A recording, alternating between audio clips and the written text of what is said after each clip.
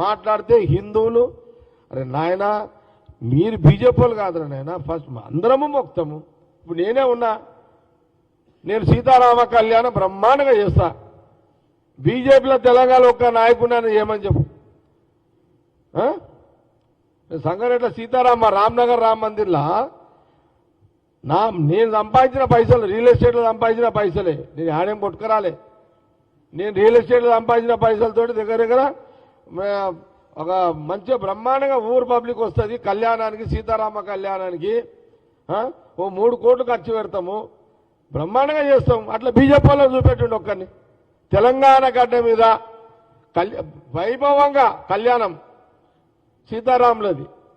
BJP వాడు ఒక్కడైనా హైదరాబాద్లో ఉన్నాడా, ఆంధ్రప్రదేశ్లో హైదరాబాద్లో చెప్పుడే అక్కడన్నా.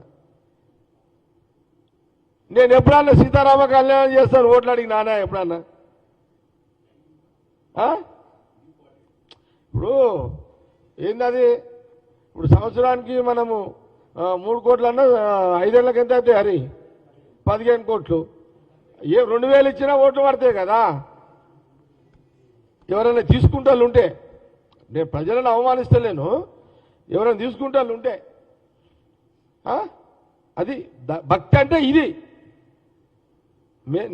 మాది. నేను కాంగ్రెస్ కదా, కాంగ్రెస్ పార్టీ వర్కింగ్ ప్రెసిడెంటే కదా.